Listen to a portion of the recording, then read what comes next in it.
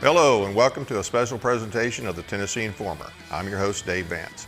Our guest tonight is Jeff Cobble, an attorney and more importantly, an expert on the Constitution and one of the main authors of the Restoring State Sovereignty Through Nullification Act, known by its bill numbers House Bill 2795 by Representative Bud Halsey and Senate Bill 2775 by Senator Janice Bowling. Both of those bills are now scheduled for tomorrow, Tuesday, March 12th. SB 2775 is scheduled for 10:30 in the Senate State and Local Government Committee in Hearing Room 1, and House Bill 2795 is scheduled for 4:30 in the Public Service Subcommittee, Hearing Room 4. Please be there if you can, but more importantly, call and email the members of the committees and respectfully insist that they support this legislation. In my opinion, there is no legislation pending that is more important than this, and very few are as important. Before we bring on Mr. Cobble, I need to fill the audience in on some information concerning the legislation. As you know, Senator Briggs asked, the chairman of the State Local Government Committee asked for an AG's opinion on the legislation and received it on March 6th. Senator Briggs, along with most of the other senators on that committee, Senator Stevens, Senator Pody, Senator Jackson, and I believe Senator Yeager as well, in 2021 did vote for a resolution that called for, recognized the authority of our state to nullify unconstitutional federal legislation. And we'll hit some of that more here in a second. As far as the AG's opinion, you can read it for yourself on the TNCS website at tncss.weebly.com. Keep in mind that it references the old bill numbers, House Bill 0726 and Senate Bill 1092, which are now House Bill 2795 and Senate Bill 2775. The opinion from the AG's office was negative. However, the bill, as I said, is still scheduled, and we still have people that we need to encourage to support this legislation. Mr. Cobble will be speaking on the legislation and taking questions in the committee tomorrow for Senate Bill 2775.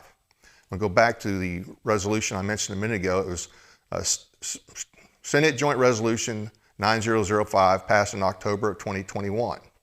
And the thrust of the resolution was whereas assertions of a federal authority, whereas if the federal government intends to overreach its authority to the point that it assumes the traditional constitutional role of a state legislative body, it is only fitting and proper that the very existence as well as the depth and breadth of this federal power be condemned and challenged, not just in a court of law, but also through the actions of the General Assembly to nullify such federal overreach. Now, I'm not sure what's changed in the last 3 years. That resolution passed unanimously in the House and the Senate. Almost every Republican senator voted for it. And as far as I know, every Republican senator on this committee, with the exception of Adam Lowe, who was not in the Assembly at the time, supported this resolution, as did almost all Republican members in the House. But in any event, despite the fact that 2775 and House Bill 2795 would have gone through a legal process before being filed, we have an AG's opinion. So here tonight to discuss that AG's opinion is Jeff Cobble, the attorney who helped write this legislation. Jeff, how are you tonight? I'm very well, thank you, Dave. Well, thank you for being with us. I know you've got a lot on your plate, and I just really appreciate you taking the time. I want to just get right down to it. So what are your responses to the AG's opinion? Well, let's deal first with what the AG opinion says. The opinion is summarized on the first page. It's see, what is it, about a 4-page? Yes. 4-page opinion. Right. And as you said, it references last year's bill numbers, but the question is Senate Bill 1092, but again, that would be 2775 right. today. Is it constitutional, essentially? And the opinion, to summarize it, is it says that it is constitutionally infirm, INFIRM, not a term that we use a lot today, but essentially what he's saying is that it's crippled. It doesn't specifically, at least in the summary here, say that it's unconstitutional, although the Attorney General opinion tries to make the case that it is, but he uses the term constitutionally infirm. And then it says the separation of powers doctrine set forth in Article 2, Sections 1 and 2 of the Tennessee Constitution prevents the General Assembly and the governor from nullifying unconstitutional federal action. Well, I will address that first. That's one of the main arguments, is that Tennessee's own constitution has a separation of powers, and that the bill, according to the Attorney General, impermissibly assigns to the executive branch and or the legislative branch something that belongs only to the judicial branch. Now, I hope that your listeners already know that the Constitution, neither the state nor the federal Constitution, make a case for the judicial branch being the only means of determining whether something's constitutional. So we know that that's not accurate, but I'll address why a little bit later. Then the second point that he makes is that the Supremacy Clause of the United States Constitution makes this unconstitutional or constitutionally infirm. And of course, I disagree with both of those. But let me say at the outset that I'm not surprised with these opinions. And I don't want to be unfairly critical of our Attorney General or the Attorney General's office, nor do I want to be unfairly critical of anyone who would not understand the concept of nullification and would maybe want to rely upon his opinion. I can say quite candidly that the Attorney General's opinion rests squarely in what most people think the law is. And I'm not trying to be cute when I say that, but the idea of actually reading the Constitution and having the Constitution say what it means and mean what it says is something that lawyers aren't typically used to addressing or dealing with. They simply rely upon what judges say about the Constitution rather than reading the Constitution itself. And so I hope to bring some answers tonight to you by looking directly at the Constitution. And then I'll also address some of the opinions that were expressed in the Attorney General's opinion by way of case law that was cited. So, Dave, first of all, let me ask if you understand the opinion to be, the Attorney General's opinion to be critical on the two bases that I've read also. There's a problem with state separation of powers, and then secondly, he says there's a problem with the Supremacy Clause. Is that what you understand as well? Yes, that's the way I understood it. Okay, so let's jump in on the first one. He put them in order. And so the first thing that he addresses, and I'm looking at it here, we'll read from some selective portions, but he claims that, I'm looking at page 2 of the opinion, that the Tennessee Constitution creates three separate and distinct branches of government: the legislative, executive, and judicial. Well, I'm going to give him a check plus on that one. He's right. That's exactly right. There are three distinct branches. And it says it allocates the powers of the government among those three branches. Another check. That's correct. He says the legislative branch makes the law. That's a check. The executive branch administers and enforces the law. That's a check. And the legislative branch interprets and applies the law. You mean the judicial branch? That's not quite a check. Okay? Judicial branch, you mean? I'm sorry. What did I say? You said legislative. You meant judicial. I'm sorry. Yeah. Right. It says the judicial branch interprets and applies the law. Now, again, our Attorney General is within certainly the mainstream of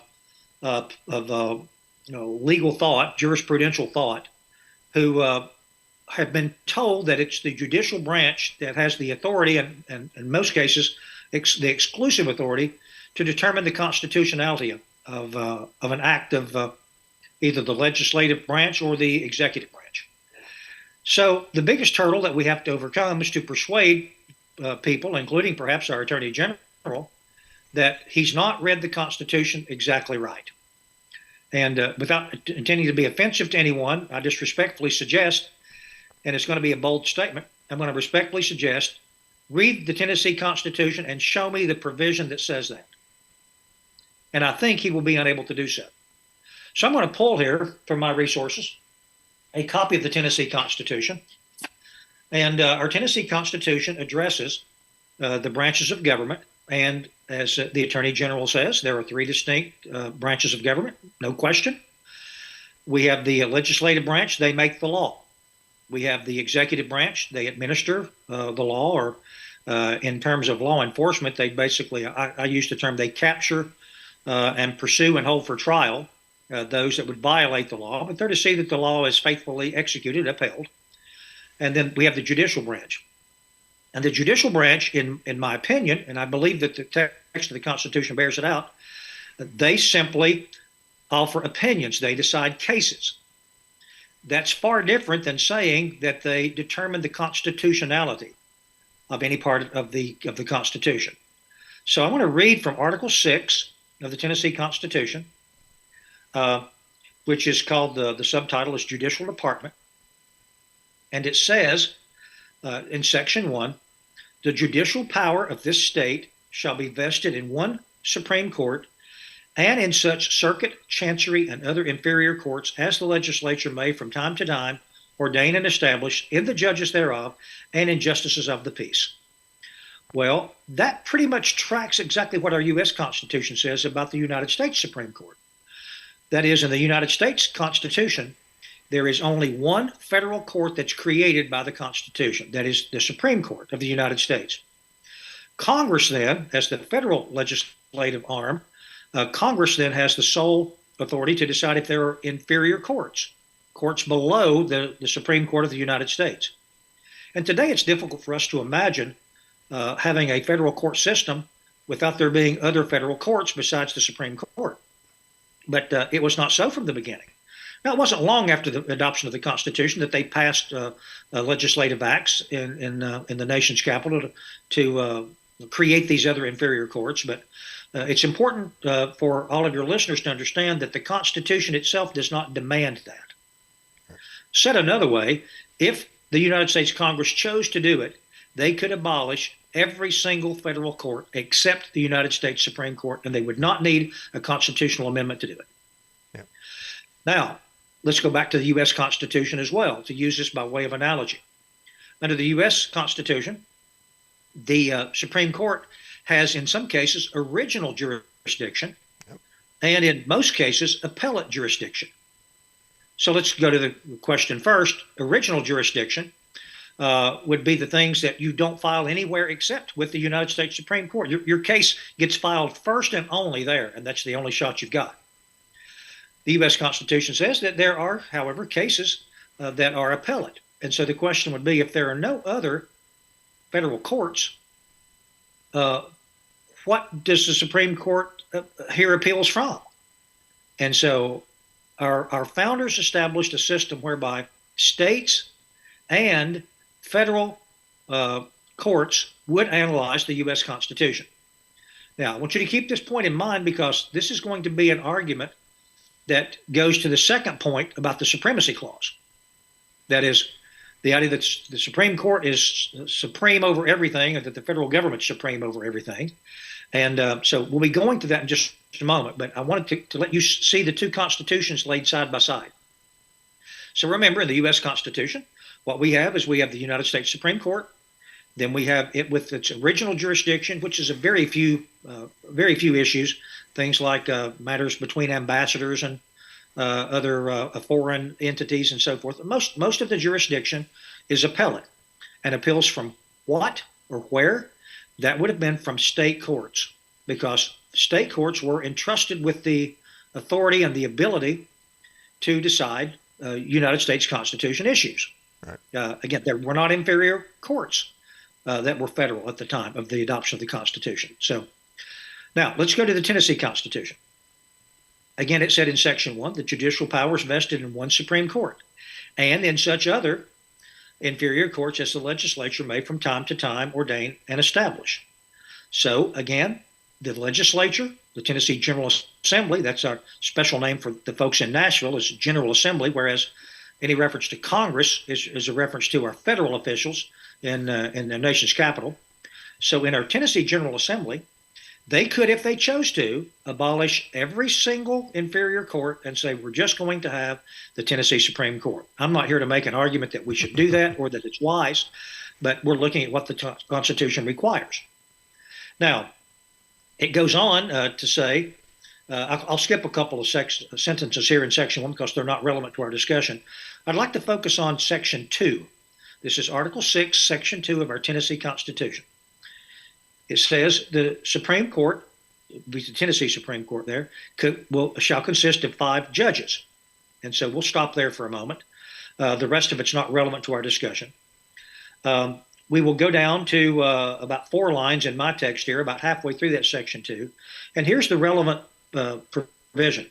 It says, the jurisdiction of this court shall be appellate only, under such restrictions and regulations as may from time to time be prescribed by law. That is, the Tennessee Supreme Court has no original jurisdiction. They have appellate only. That's very plain. The jurisdiction of this court shall be appellate only, under such restrictions and regulations as may from time to time be prescribed by law. What this tells us is that, yes, there is a Supreme Court. They can hear appeals, but they can only hear appeals that are permitted by the legislature. The legislature can, very plainly here, put regulations and restrictions by law on what appeals the Supreme Court of Tennessee can hear. Then it goes on to say, but it may, that's the Supreme Court again, Tennessee, but it may possess such other jurisdiction as is now conferred by law on the present Supreme Court. And then it says that the Supreme Court, the courts will be held in Knoxville, Nashville, and Jackson. Gives that there. So the rest of the Tennessee Constitution goes on to describe, Section 3 describes the judges of the Supreme Court, how they're appointed for a full term, and how they are elected, how they're then replaced. That has been modified by a more recent constitutional amendment, one that I did not support. I voted against the amendment to the Constitution, but it passed, which basically they used to have to be elected, but the Constitution was changed to allow them to be appointed, and then retention voted on. So that's been changed somewhat. But Section 3 specifies the requirements for being a justice of the Tennessee Supreme Court. Section 4 says that the judges of the circuit and chancery courts shall be at least 30 years of age, and they serve for 8 years. And again, that's the judges of those courts were originally there, but they could be abolished without a constitutional amendment based upon Section 2. Section 5 then says an attorney general and reporter for the estate shall be appointed by the judges of the Supreme Court for a term of 8 years. And so Section 5 addresses attorney general and the state reporter. Section 6 says judges and attorneys for the state may be removed from office by a concurrent vote of both houses of the General Assembly, each house voting separately. And the idea there is we would use the term impeachment. Right. That is that there's a provision there that allows the General Assembly to impeach or remove from office those members of the court, judges, it says, and attorneys for the state could be impeached. Section 7 addresses the compensation, that the General Assembly establishes a compensation for that court. It says Section 8 then says the jurisdiction of the inferior courts shall be as now established by law until changed by the legislature.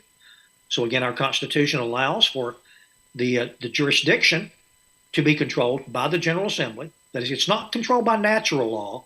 This is not controlled by some theory of the Supreme Court rules the whole government. You'll notice as we read this that every single thing except the creation of the Supreme Court in Tennessee can be modified or controlled by as it pertains to jurisdiction by the General Assembly. Elected officials. That's correct. Elected officials. The elected officials, and I should say lawmaking elected officials. Right. And then Section 9 says the jury shall not, Section 9 says the judges shall not charge parties with respect to matters of fact, but may state the testimony and declare the law.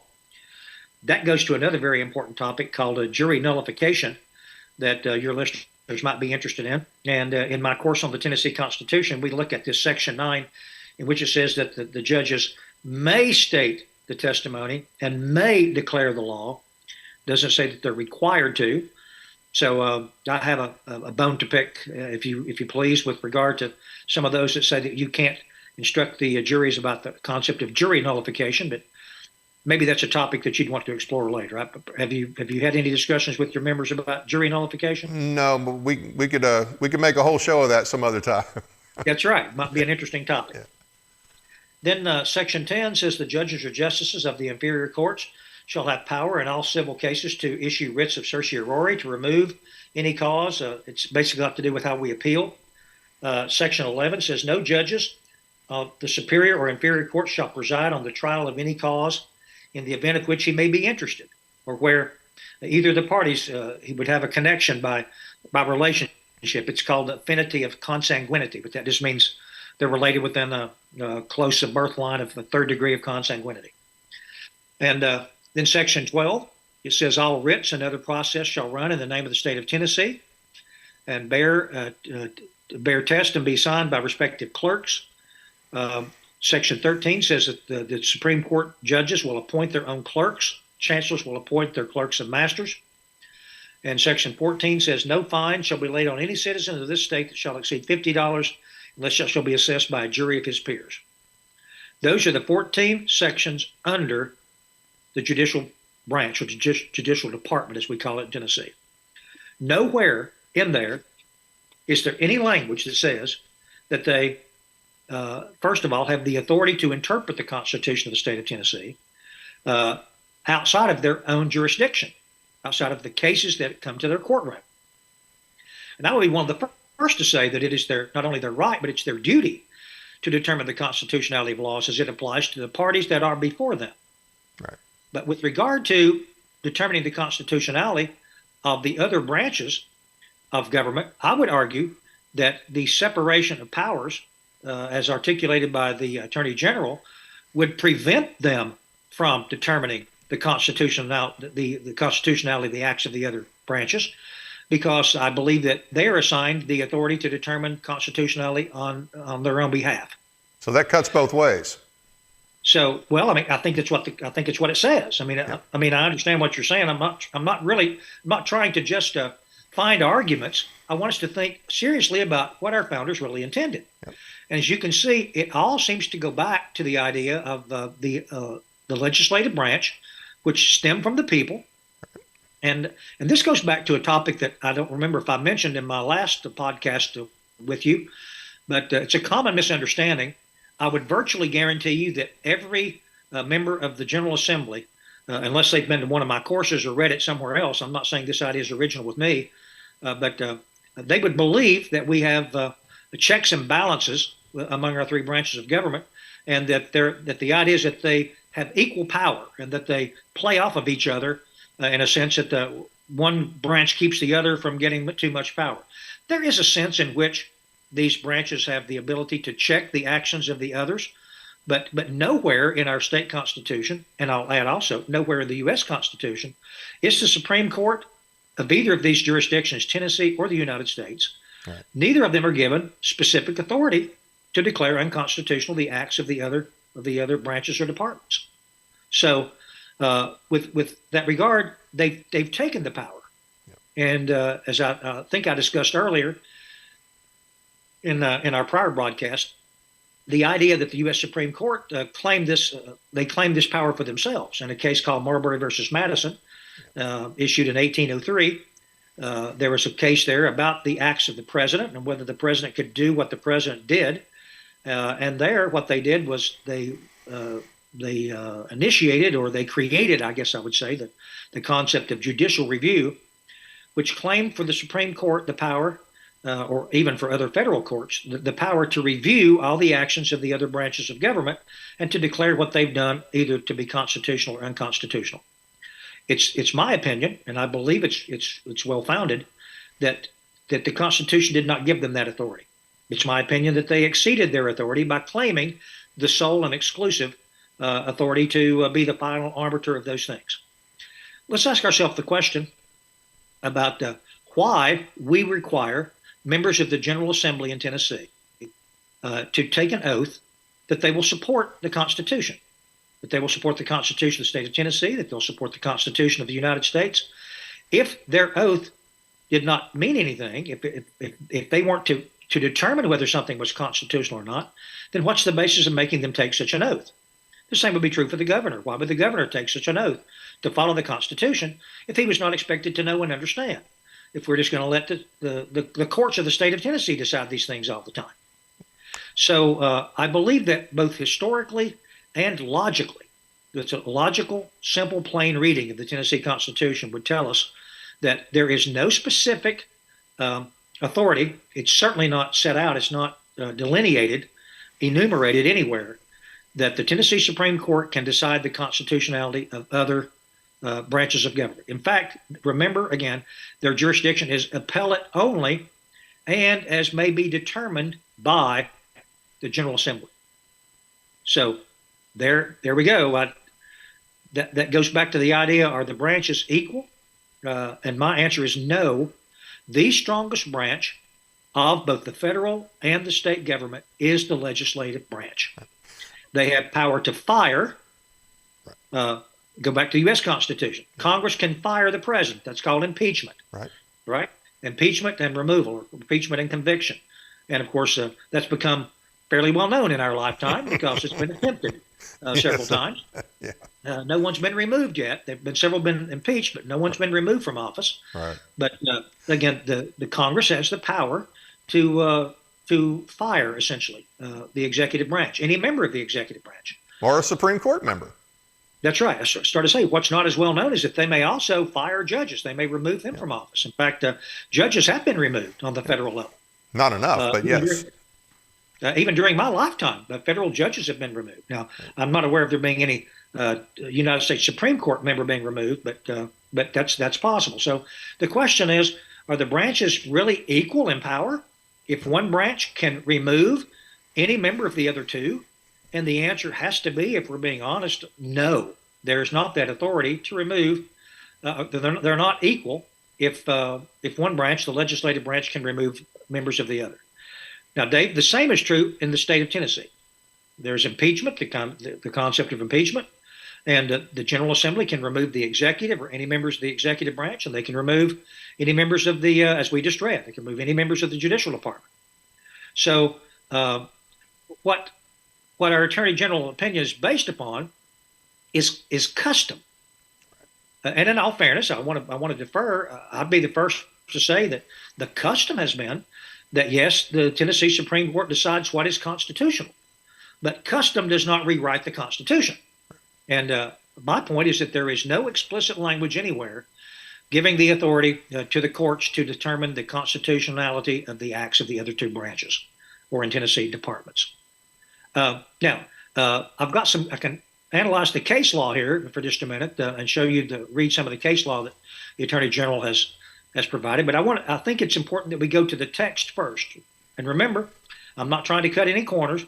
I've read the entire section of the Tennessee Constitution about the judicial department. We looked at all 14 of these sections, and we saw nothing in there about jurisdiction except for it's as it was then, but it may be controlled by the legislature, and also that they have appellate jurisdiction only. So, any questions that you have for me about that before I go into the case law? No, but are you going to go back to the issue of the executive? Because he also said that for the governor to nullify something would also be unconstitutional, and I think he also made a reference to the judiciary in that one as well. But I just wanted to make sure that we touch that. But you may have that planned already down the road. So if you do, that's fine. Okay. No, that's fine. No, this is as good a time as any to go in that direction. So, first of all, again, respectfully, his articulation here about why this can't be done because of separation of powers fails to understand the actual text of our bill. This bill keeps it certainly within the lanes that each should travel in. So the bill, let me find a copy of our bill here. With regard to what it says that the different departments of government can do. I think it's in section 9, I think, is where it starts with the. That's right. I think you're right. We get section 9. And so it says here, the governor may, again, the section 9 talks about how we accomplish nullification. And we never tell the governor he can do anything except within the executive branch. Right. That's what our bill says. Right. So how he can say that it's unconstitutional to allow the governor to decide whether something's constitutional within his own branch and that he can't even do that without going to the Tennessee Supreme Court does not make sense to me. He took an oath. Right. If someone wants to challenge, I mean, in all fairness, if someone wants to challenge whether the governor was right with regard to his action to nullify something, it may be that eventually winds up before the court. But in my opinion, his right to determine the constitutionality of federal action with regard to his own department, it lies squarely underneath his jurisdiction. Well, couldn't the legislature, let's say the governor said something was unconstitutional and he nullified it within his executive branch. If the legislature thought, well, hey, you're wrong, governor, I mean, would they be able to? I mean, I know that in our state, we don't have a strong governor by the Constitution. A simple majority can override the governor's veto, for instance, and it only takes a simple majority to pass legislation. Would they not be able to basically undo his nullification if they felt like he was wrong? I believe that they could. Okay. I think you're absolutely right. Okay. So under this, as you've said, let's just make sure your listeners, they may not have a copy of the bill in front of them, but it says the governor may, by the governor's own executive authority, issue an executive order nullifying the same, whereby all executive departments of the state are bound by said order. We're not claiming that he can do anything to bind the legislature or the courts. He can simply nullify it in his lane, and he's the chief executive. And so now to go to the second issue, what if the legislature disagrees? Well, they can say, Governor, we think you've missed it, and so we're going to pass a law. Now, of course, then he has a right to say, I don't agree with you. He can do like Andrew Jackson did and said, I don't agree with you. I think I do have the authority, but they can override that. Yeah, simple majority. Same vote as before, right? Yep. What it took to pass it the first time is all it takes to override his veto. Yep. So again, showing that the real power lies in the elected branch, that is the executive or the legislative branch, the General Assembly of Tennessee. Right. So I don't agree with the Attorney General's application. Maybe I won't say I don't agree with his reading, but I don't agree with his application that our bill permits the governor to do something that's not constitutional. In fact, it's his duty to see that he acts only constitutionally. Yep. Not only as it pertains to Tennessee Constitution, but also as it pertains to the United States Constitution. Yeah. Now, Section 2 of our bill, and Section 9, Section 2, has to do with the General Assembly introducing a bill of nullification.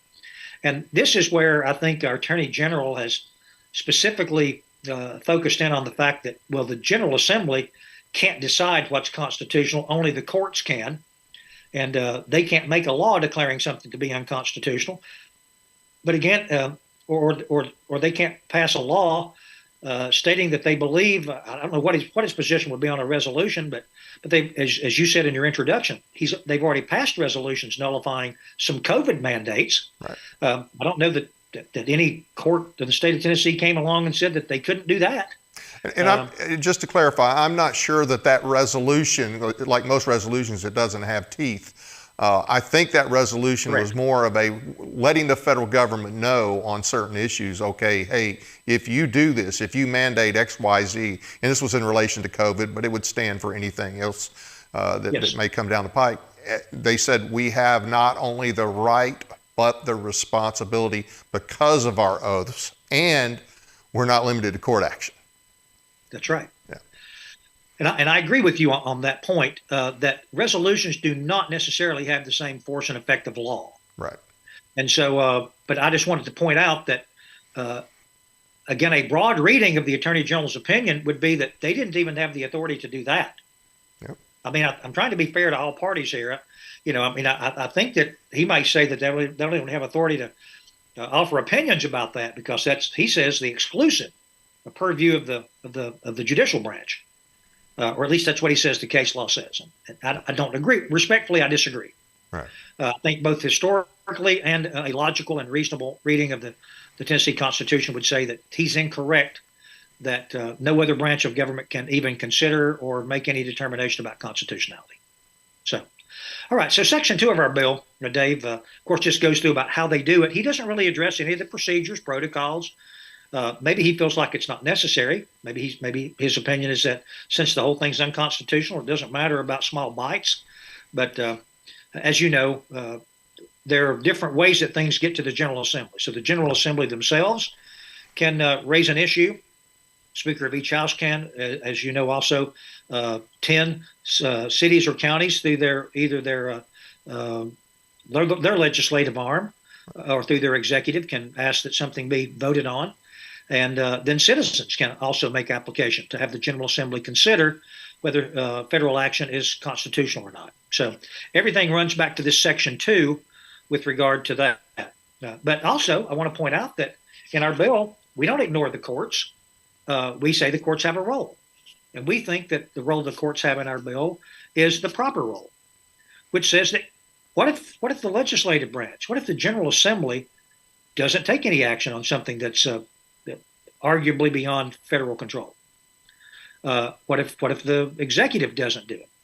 Well, Section 9, sub 3 of the proposed bill says any court operating under the authority of the Constitution of Tennessee may render a finding or a holding of nullification in any case in which it otherwise has proper venue and jurisdiction, wherein the parties to said case will, upon final judgment, be bound thereby in the same manner as in other cases. This is consistent with what I believe the true role of the courts are. The true role of the courts, any judge, his role is to decide the matter before him and not to control other branches. And one of the things that I hope the members of the subcommittee of the Senate and the House that we'll be talking to tomorrow, potentially tomorrow, on these topics, that they will consider is that just consider for a moment. Let's take our United States Supreme Court for just a moment and think about some of the most difficult issues, perhaps divisive issues that we ever have with regard to government scope and control. And if they're saying that ultimately the Supreme Court is the only entity, the only federal entity that decides what is constitutional, that means the power is vested in 9 people. And again, in that particular case, unelected, appointed, and ratified or confirmed by the Senate. Our founders would never have agreed with such a concept. And all one has to do is read the Federalist Papers, read many of the early cases in our nation's history. No one believed that the Supreme Court of the United States had such power. And again, that kind of goes back maybe to the Supremacy Clause argument, but no one believed that. But then when you think about that, how many of the closely decided decisions have been 5-4? Yep. What that means is that in reality, one person is deciding the direction in which our country goes. And that's just, I mean, it eliminates the deliberative process. One of the things that's a real advantage to the legislative process is that there gets to be debates about these things and discussions and the listening to both sides of the argument. And I'm sure that some people would say that the Supreme Court does that. And I guess in some respect they do.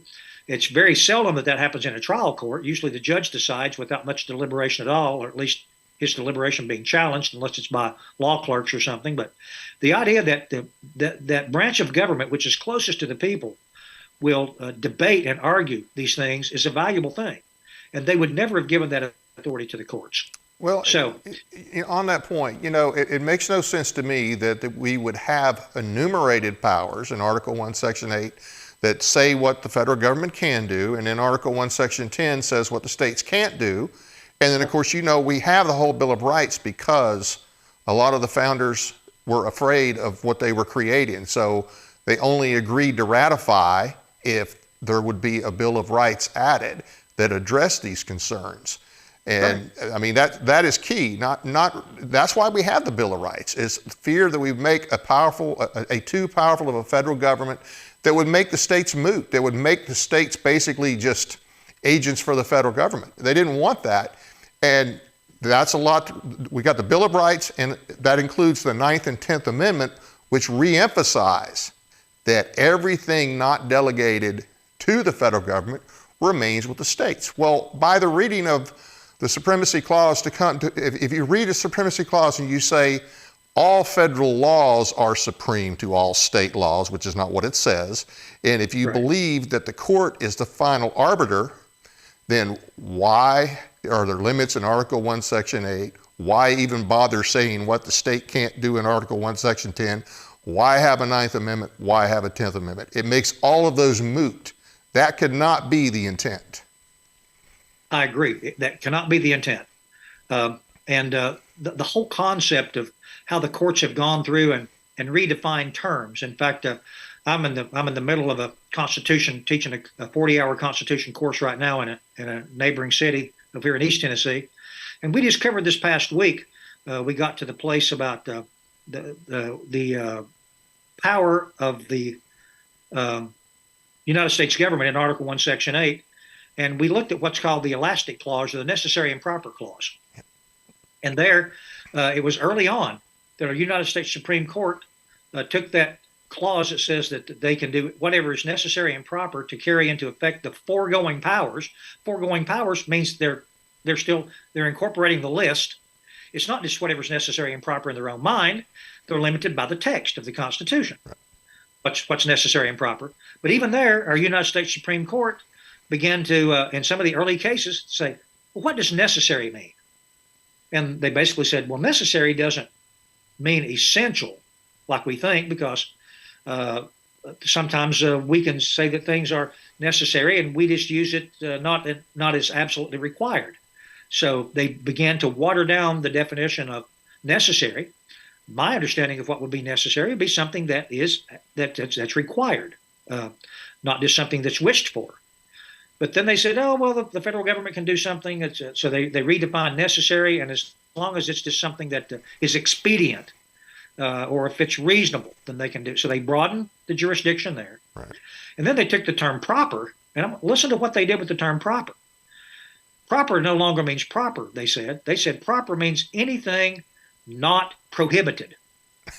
Well, okay, not prohibited? That just takes the list and turns it on its ear, because the list is intended to be a positive statement of what is listed. And if you say anything that's proper is what's not prohibited, that's everything that they didn't list. They didn't prohibit. This is what is, right? This is like Bill Clinton writes the Constitution. That's right. Yeah. So, I mean, we have early on in our history the courts trying to wrestle with admittedly difficult issues, but not deferring to the will of the people that the Congress, for United States purposes, or the General Assembly for Tennessee purposes, they begin to take power from the people. They begin to take power from that legislative branch, which is where things ought to be debated and decided and then signed off on by the executive, and they begin to take it for themselves. Yeah. So it's a very important point that you make about how our courts have reached out and tried to grab authority for themselves. And we'll talk more about that in the Supremacy Clause when I get to that section. Well, for themselves and the federal government in general. They've greatly expanded the federal government's powers. Absolutely. Well, remember, if they can expand Article 1, Section 8 to other areas, then they can pretend to expand the Constitution to those areas, and they can pretend then that all the executive agencies can deal with that, and of course the courts can deal with it, and so forth. So by expanding the language of Article 1, Section 8, by expanding the definition of the Commerce Clause, there's another huge one. Mm-hmm. They redefine what commerce is supposed to be: only commerce among, that's the word, among the several states, which means a product going across state lines. And now they regulate pretty much everything. And the case law on that's just absurd as to what they've done. It's reaching into the 1940s to redefine what commerce among the several states means. And as I said in the Constitution course this past week, and I don't mean to be unnecessarily crude, but based upon the current reading and interpretation of the United States Supreme Court as to what they could regulate, they can regulate your bowel movements. That's how broad their power is under their current reading. Because if it affects interstate commerce, then they have power to regulate it. So again, my 40-hour course goes into a lot of how we got to where we are, and maybe offering some suggestions as to what we can do to change things. But they've claimed broad powers for the federal government by redefining certain provisions of the U.S. Constitution. And by the way, all due respect to our Attorney General, that's what he's attempting to do now. I shouldn't say he's attempting to do. He's relying upon cases, and the judges in those cases have attempted to do that without looking to the actual text of the Constitution. So let me jump into those cases. Is that okay if I do that now? Yes. Okay, so let's jump into some of the cases that he cited. Let's see. Can I bring up one before you figure out which one you want to start with? Go right ahead. Yes, he does make reference to Andrew Jackson addressing, I think, the state of South Carolina during the Nullification crisis in the 1830s. And I thought that was funny because Andrew Jackson is the same person who told John Marshall essentially to go pound sand in reference to the Indian Removal Act. He basically said, John Marshall's made his decision, now let him enforce it. Reference to the fact that the court does not control the purse, the court does not control the sword. It takes complicity by those holding the purse and or sword to put anything into effect that the court says. Right. Yeah. I thought it was interesting, too, that he would reference that. And so I want to talk about some of the cases that he's referenced. Going through, again, his opinion, we stopped there. We were doing checks about where he got it right. And then he gets down to the statement, the judicial branch interprets and applies the law. And that's where I'm going, okay, depending on what you mean by that. It's my opinion they certainly interpret and apply the law in their case, in the cases before them, but not as to, in my opinion, not as to what the General Assembly can adopt the law on. Not what, and the executive, of course, is limited in his executive authority to what the legislature can pass a law on. So, in some respects, the executive's jurisdiction is limited also in the Tennessee Constitution by what is given to the General Assembly. Yep. The General Assembly is where everything starts. I hope that makes sense to your listeners. If there's no law about it, then there's no law for the executive to enforce. And if there's no law about it, there's no case for the court to hear. That is, they must arise under the Constitution of the United States. And here in Tennessee, the Judicial Department simply hears cases with regard to the litigants before them. And that's as far as their opinions extend, in my opinion, just to the litigants before them. So he goes on to say here, his source for the phrase of the judicial branch interprets and applies the law, and I'm going to underline that on my copy. He cites Richardson versus Tennessee Board of Dentistry. So I pulled that case today. It's a bit of a lengthy case, 18 pages, I believe, as I pointed it out here, printed it out. But and again, I wish I had things better prepared. Maybe for you, give your listeners, the viewers, you're fine. Text. We're operating on less than 24 hours notice in many cases. I know, and you're doing great. So in Richardson, a 1995 Tennessee Supreme Court case, the question came up about whether an administrative agency could determine whether something was constitutional or not. And so the bullet point, what we call head notes, I'll just show you the case here. I've got it here in yellow. But the head notes for cases are a summary by editors. It's not the actual case, but editors read these cases and then categorize them. So I'm just going to read the head notes for now. They're almost always spot on. But head note number 1 in this case about the Board of Dentistry says, general rule is that administrative agency may not determine constitutional issues and is not authorized to consider or question constitutionality of legislative act or to declare unconstitutional statutes which it was created to administer and enforce. Well, that's basically, I think, correct. They're saying that the governor and no one under the governor's authority, those should be the administrative agencies, they can't say something's unconstitutional. Okay, so I agree with that. The general rule is that administrative agencies can't do that. Well, then one of the other head notes says, this is head note number 3, it is the sole obligation of judiciary to interpret law and determine constitutionality of actions taken by the other 2 branches of government. Now, that is directly on point. That's what the Attorney General would rely upon. He's going to rely upon that head note. It's the sole obligation of judiciary to interpret the law and determine the constitutionality of actions taken by the other 2 branches of government. But that's not really that's what we would call dicta in law. Sometimes courts give opinions that aren't necessarily related to the decision before them. In this particular case, the issue was whether the Board of Dentistry could decide something's unconstitutional. And in commenting that no, they can't, the court just kind of walked a little bit off the path and said, only the judiciary can decide what the other 2 branches do, which is not really the question here. Okay? But to the extent that head note from the 1995 case says it's the sole obligation of the judiciary to interpret the law, interpret the law in that case, yes. But then it says determine the constitutionality of actions taken by the other two branches of government, there is no constitutional support for that statement. It's just a bold assertion that maybe has been custom, Right. but show me in the Constitution where you can support that. Yeah. Custom is not Constitution. Correct. Right. Now, Head Note 5 in this same opinion says, while the doctrine of separation of powers is fundamental to our form of government, and that's Attorney General's argument, separation of powers. They said, while the doctrine of separation of powers is fundamental to our form of government, it is not absolute. And it does not require that administrative agencies never consider constitutionality of administrative action. So the very case he cites, in which they say it's the sole obligation of the judiciary to decide this, the same opinion says, but it's not absolute. The separation is not absolute. So they can still think about it.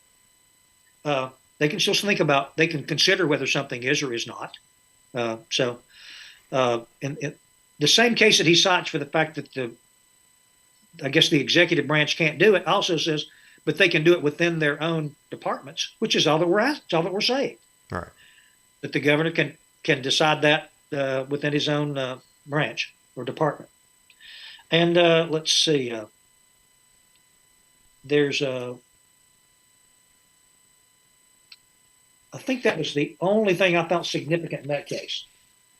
The next case that he cites is Underwood versus State. And so Underwood versus State is a 1975 Tennessee Supreme Court case.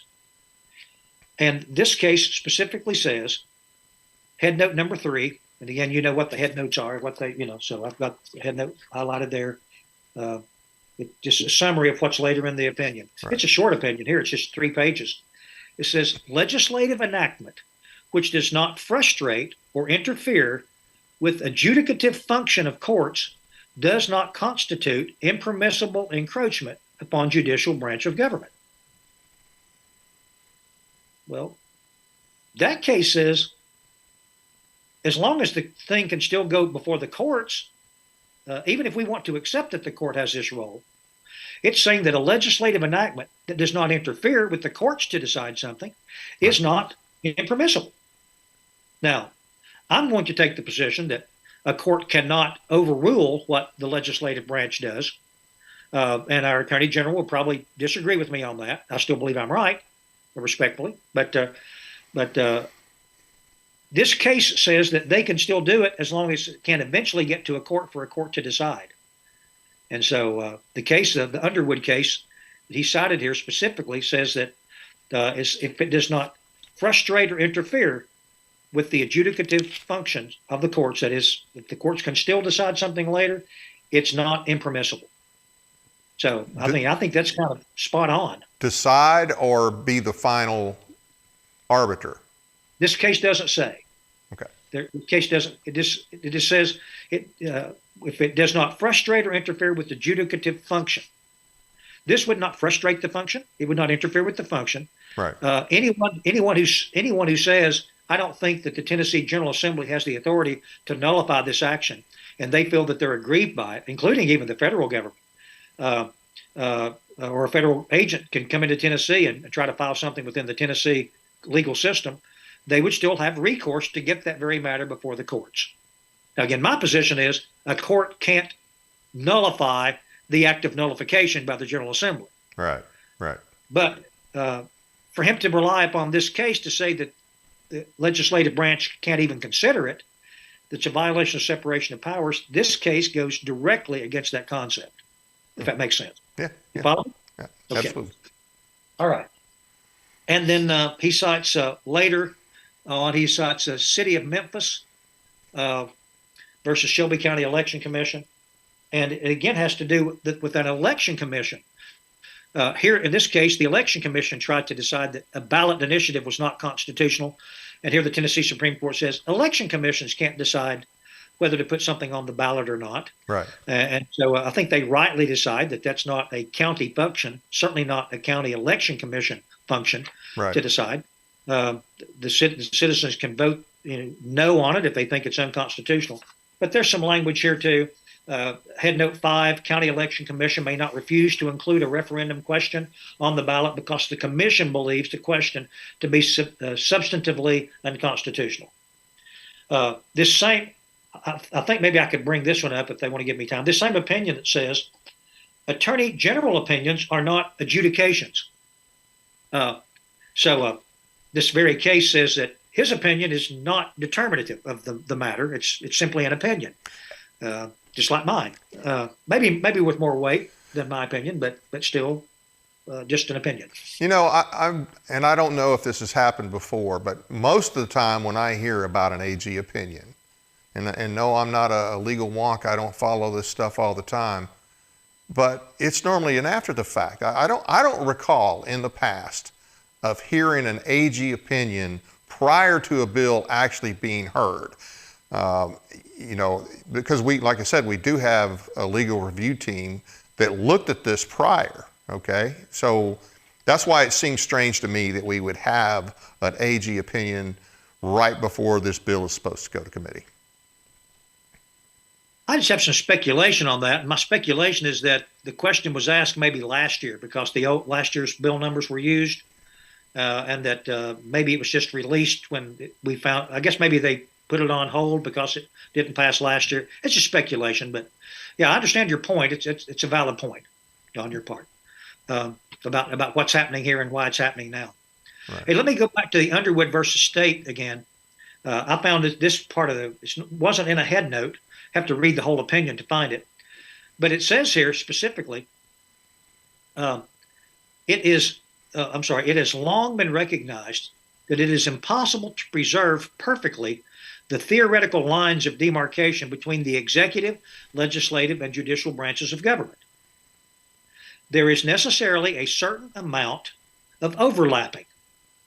The three departments are interdependent. The Constitution, and this is the Tennessee Constitution, does not define in express terms what are legislative, executive, or judicial powers. Theoretically, the legislative power is the authority to make, order, and repeal. The executive, that to administer and to enforce, and the judicial, that to interpret and apply laws. Well, interpret and apply laws is certainly fine with me. I don't disagree with that. They do interpret and apply laws, but they don't declare actions of other departments unconstitutional. Again, this is an opinion cited by our Attorney General. It's on point in some respects, but this latter section here basically says that there's no clear line between what belongs to what branch. And so I really believe I can take the Attorney General's opinion here and use it against him if need be, because it says there's no clear lines. And of course our other, the earlier head note that we read there about as long as it doesn't interfere with the courts, then the branches can do it. So those are my thoughts. Again, I could spend more time, but those are the main thoughts about his argument number one. Separation of powers under the Tennessee Constitution do not permit it, and just respectfully, I disagree. For easy reasons. Number one, the cases he cited do not make a bold line there. Do not say it's absolutely impermissible. If they did, they would be wrong, respectfully. But they don't say that. They don't say quite as much as he wants them to say. But then, secondly, go to the Constitution and show me that. So certainly, one branch may not take on the functions of the other branches, but who said it was the function of the judicial branch to declare the constitutionality of things? Nothing says that. Not one word of our Constitution says that. And some of the legislators who may be inclined to use the AG's opinion as cover for not supporting this legislation, that's not actually, it's not like, okay, the AG has said it's unconstitutional, therefore you cannot even vote on it or consider it or bring it up. That would not be the case either, correct? That's correct. Yeah, I believe that clearly, well, let's just take what we've already covered. The legislative branch, the General Assembly, can even withhold appellate jurisdiction from the Supreme Court. I mean, they technically, it would be an interesting case. I just had this thought right now. What if we basically said that this act of nullification And we added another section that says, and this is beyond the appellate jurisdiction of the Tennessee Supreme Court. Our Tennessee Constitution says that the Supreme Court's appellate only, and it says that the appellate jurisdiction can be determined by law. So, so if you see where I'm going there, I like that. I'm not suggesting that we do that. We may need to amend the bill. Well, okay. Probably too late to do that. Right. But again, it just shows, I'm not trying to play games with people. This is a serious topic, and I want people to think about what we're really saying here. When we say that only the courts can decide what's constitutional, our founders would never have accepted such a thing. In fact, I may make this argument, depending on how much time I'm given in the hearings tomorrow. But I want to ask our legislators to consider the fact that there was not a single judge that wrote the Constitution. They weren't judges. It was the Congress. Right. It was the Congress that drafted it. So we're going to say another branch interprets what somebody else wrote. So again, it was not the wisdom of judges in black robes that created our Constitution. Well, it was the people's elected representatives. They are the best ones to interpret what it means. Even though they may not be the same people, of course. The original drafters have passed on, but nevertheless, that is the branch that wrote the Constitution. So why do we say they can't interpret it? It's beyond my ability to conceive of such a notion. Well, and it certainly wasn't all judges and lawyers that ratified it in the states. That's exactly right. Exactly right. It arises from the people. It grows from the earth of the people in our nation. So. Yeah. So I think that and I know that the whole concept of the court decides and everything federal is supreme. I understand that's not new, as you've said, but if you look at what the shape our country is in, and I see no indication that it will get better, I think a lot of our problems have to do with that, whatever the federal government says is supreme, and allowing 5-4 Supreme Court decisions to rule our lives. If you think about all the division and all the problems, a lot of the problems we've had in this country, it is because of that belief that the federal government is supreme in everything and the states are just supposed to do whatever they're told. And, That's right. And another thing to clarify, somebody may be listening for the first time. Nullification is not secession.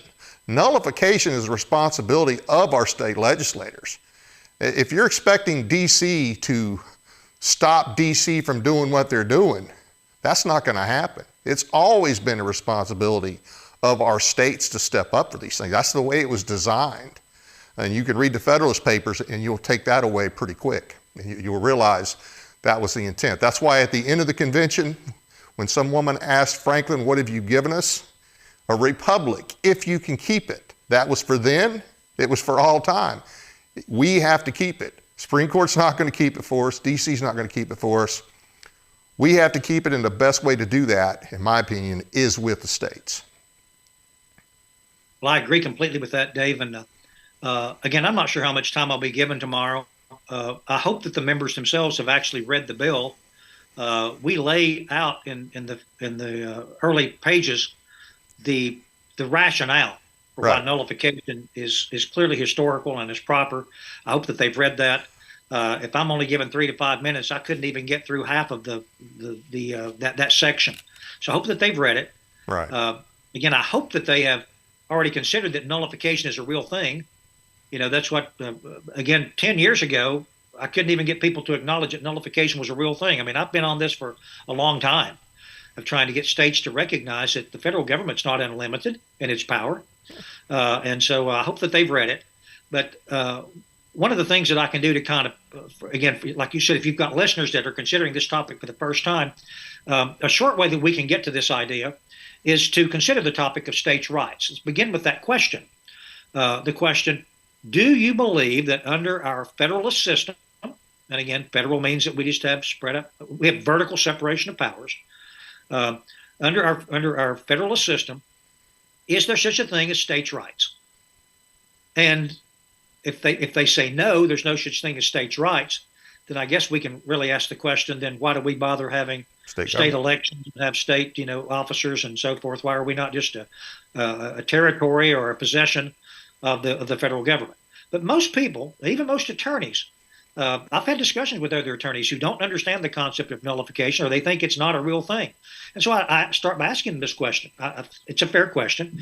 Is there such a thing as states' rights? And if they will acknowledge that there is, then the question is real simple. Then what are they, and how do we know? Right. And it's a fair question. What are the states' rights? And some would say, oh, well, I guess you have to let the Supreme Court of the United States tell you. Well, then respectfully to those that would answer that, then the answer is, then it's not states' rights at all. Yep. It's the state's permission. Yep. But for a state to have a right, it means it's something that is preeminent with them. It's original with the state. And so states' rights are, in fact, given to not just the option, but the duty of states to control the federal government and to be sure that it stays within its jurisdictional limits. I ask the question sometimes this way. I said, do you think that our founders at the time of debating the Constitution were aware of the concept of nullification? Do you think it was a thing? Well, that's how we got our country. Our country started with nullification. It started. They attempted nullification at first by saying, "Okay, we're not going to let you do that here. We're not going to follow that here." Yeah. And then it later on became the armed resistance. Right. Again, I hesitate to call them revolutionaries because I think it was the king who was the real revolutionary. He disregarded the rights of Englishmen. But even if you want to use the term, that's fine. Eventually, it went to arms, but they began with the concept of nullification. So clearly, it was something that was known in the founding era. And if it was known in the founding era, then let's go to our Bill of Rights. And the Bill of Rights, number 9, talks about rights. Again, it says any right not enumerated in the Constitution reserved to the people. Yep. And the 10th Amendment talks about powers. Any powers not enumerated in the Constitution goes to the people of the states respectively. They reserve those. Yep. So the question then becomes this. People say, I've often said that nullification is a thing, and they say that's not in the Constitution. You can't do that. And my answer is, you're right. It's not in the Constitution, but I can do it. The 9th Amendment says if the right is not set forth in the there it is on the screen. You have the enumeration of the Constitution of certain rights shall not be construed to deny or disparage others retained by the people. So therefore, if it's not in the Constitution, we have the right. So since nullification is not mentioned, we have the right of nullification. And then the 10th Amendment, that was on the screen earlier I saw, talks about the powers, and the same issue there. If the power is not delegated to the United States by the Constitution, or the power is not prohibited by the Constitution to the states, they're reserved to the states, the people respectively. So the Constitution says we have both the right and the power to nullify, because it's not mentioned. Yeah. That's easy rational. That's logical. It's good rationale. Yeah. So I don't know how anyone can really argue that. So again, if your listeners, viewers are the first time on this issue, just rest assured that that's a sound argument. Yeah. Essentially, and this is kind of a quick summary in my opinion, if you look at Article 1, Section 8, that lists the powers of the federal government. There's mainly 18. There's a few powers in other places in the Constitution that have to do with, for instance, impeachment, so on and so forth. Electing a president when the election is, there's no clear winner or whatever, and thrown into the House. But most of the powers of the federal government are in Article 1, Section 8. Article 1, Section 10 says things states can't specifically do. And the reason we have 9 and 10 is to remove any doubt that that's it in terms of power. The power that they have, the federal government has, is in Article 1, Section 8. And the things specifically the state can't do are in Article 1, Section 10. Everything else is supposed to go with the states. But for so long now, we have just surrendered, and we have to stop. Things are going to get worse. D.C. will never fix D.C. And, Tennessee can't fix the country, but what we can do is set an example. We can try to fix things within our own border. Yeah. Say, if you've got wrong thinking policy, you're welcome to do it everywhere else. Again, we're not trying to control what the federal government does other places. Right. Nullification simply says you won't do it here in Tennessee. Right. And you mentioned the federal power, but look, the federal government, I'm concerned, is about to cede power to international agencies, United Nations, and other such groups that, oh my goodness, they don't have our interest in mind or our sovereignty or even our rights.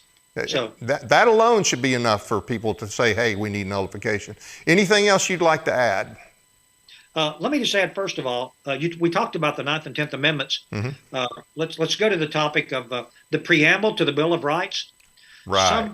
Some constitutions don't contain the preamble, but it's very important.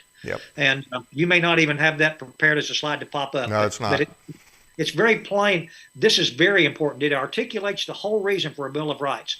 It's not the rights of the federal government that are addressed. It's the rights of the people in the states that are addressed in the Bill of Rights. And so basically the preamble says that the conventions of a number of the states having at the time of their adopting the Constitution expressed a desire, here's the key language, in order to prevent misconstruction or abuse of its powers. That is, we don't want the Constitution to be misconstrued, or we don't want it to be abused. That further, I'm quoting here, that further declaratory and restrictive clauses should be added. That's what the Bill of Rights is. It's to limit the federal government. And so 9th and 10th Amendments are perfectly in the right place there. The states have the right. Absolutely. Now, anything else, I don't know how we're doing on time, but we've got the Supremacy Clause. And yes, please hit it. Okay, want to hit it? Okay, yes. So Supremacy Clause comes from Article 6 of the U.S. Constitution. And our Attorney General offers the opinion, as most lawyers believe, that's what they're taught. We've got it there on the screen, that we're going to look at the important section there, paragraph 2, which says this Constitution, I'll just read it off the screen here, this Constitution and the laws of the United States, which shall be made in pursuance thereof, and all treaties made or which shall be made under the authority of the United States shall be the supreme law of the land. Well, the Constitution is the supreme law of the land, not the federal government, not the Congress, not the president, not even the Supreme Court. It's the Constitution that's the supreme law of the land. Let's ask ourselves the question. Did we just read the 9th and 10th Amendments to the Constitution, which say that the rights not delegated, enumerated, that the powers not delegated in the Constitution are reserved to the people? Then that's supreme. So the Attorney General, as most lawyers do, they read the Supremacy Clause in a way that they claim that it means the federal government and whatever it says or whatever it claims is supreme. But the actual language says that the Constitution itself is supreme, that laws made pursuant to the Constitution are supreme, and furthermore, even treaties that are made under the authority of the United States. Remember, if the people did not give the United States the authority for treaties in certain areas, those are illegitimate as well. So whereas the Attorney General says the Supremacy Clause acts against nullification, it's very clear, it's very plain that nullification is on our side. Nullification is supported by the Supremacy Clause because it's the Constitution, specifically Amendment 9 and Amendment 10, that say that we have the right to do it because we still have the power and we have the right. So it's just a misreading. But again, I want to try to be fair to all lawyers out there. They're not taught this in law school. No. We're just shown cases where the Supreme Court says that they've got the authority to do this stuff. They claim it. They go all the way back to 1803 and Marbury versus Madison, and the Supreme Court claimed judicial review for itself, and so it's custom.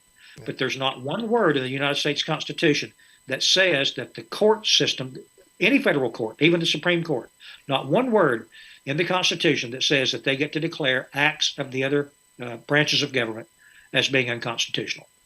So it's my position that every federal officer determines for himself or herself whether their actions are constitutional. I don't go along with this that was articulated by, I think it was it Pelosi, that basically in Obamacare or one particular federal action said we've got to pass it first and then we'll find out if it's constitutional. Yeah, that was Obamacare, right? That's a dereliction of duty. Yeah, you know. They should not be voting on things that they don't believe have scope and jurisdiction of federal powers. So federal authority is limited to the provisions of the U.S. Constitution, and so it's nullification. The Supremacy Clause is on our side on the issue of nullification. I believe that's the short version. Okay. Well, hey, I appreciate you coming on tonight. Great information. I appreciate that you're going to be there tomorrow, and I hope they ask you a lot of questions tomorrow. And I know a few of them are supposed to be watching tonight, so we'll see how that goes. Well, I was going to ask, do they want to just play the video from tonight? Time? Yeah, I don't think they'll give us. I don't think they'll give that much time in the committee. But I hopefully they will ask you some questions. But hey, once again, I appreciate you coming on and explaining it. And you're welcome to stay with us through the end. I've got some closing remarks, and then I've got to give a quick update. There are some other important bills that will be in the legislature tomorrow that everybody needs to know about as well. But my closing remarks, and these are mine. You don't like what I say, you contribute it to me, not to Jeff. Okay, and I'm going to take this from Section 2. I'm sure he'll agree with this. This is Section 2 from our Declaration of Rights in the Tennessee Constitution. The government being instituted for the common benefit, the doctrine of non-resistance against arbitrary power and oppression is absurd, slavish, and destructive of the good and happiness of mankind. The AG's opinion is more of the same, surrender and bow to the Fed's mantra. Let the legislators, especially on the Senate, State, and Local Government Committee, know this does not give them cover just because you got an opinion from the AG. We expect you to uphold your oaths. So the bills for tomorrow that you need to also know about. Another very, very important bill. This has to do with during the scamdemic when our governor decided that some people's occupations were non-essential. Tomorrow there will be a bill. It's actually in the Public Service Committee, the same committee that Representative Halsey's bill will be in. This bill is House Bill 694, House Bill 0694 by Representative Fritz. And basically it will prevent the governor or other government agencies from determining that any legal occupation is non-essential during emergencies. The governor is pushing back hard on this bill. This bill needs your support. So when you call the Public Service Committee to encourage them to support Representative Halsey's bill, you need to ask them also to support Representative Fritz's bill, House Bill 0694. There's a couple other here I need to hit. House Bill 2253 by Jay Reedy will be in the Local Government Committee. It restricts certain foreign investments in land in Tennessee and ownership of agricultural land in Tennessee. Senate Bill 2516 by Senator Nicely, who will be our guest tomorrow night, by the way. His bill is in the Senate Judiciary. It creates a civil right for Second Amendment infringements. So in other words, if a government agent, somebody within our state government, or some official infringes on your Second Amendment right, you can take civil action against him. So that bill needs your support as well. There's lawyers out there fighting against that one. House Bill 2034, this is actually going to be Wednesday. It's in the Transportation Committee. This is by Representative Barrett. We have, now set aside a second, the issue of all the illegal aliens, but let's say we have some here who are here legally and they have a driver's license. Well, that doesn't mean they can vote.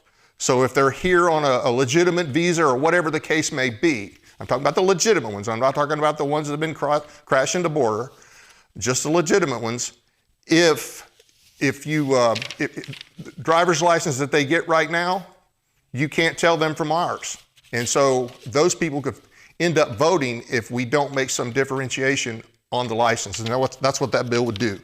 And one last bill, Senate Bill 1706 will be in the Senate Local Government Committee tomorrow.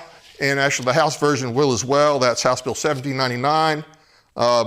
That bill would require these election commissions, whatever training they're going to get, it has to be training approved by the Secretary of State's office. That way you don't have all these Zuckerberg organizations coming in and pushing a lot of garbage that's really caused some problems in our elections.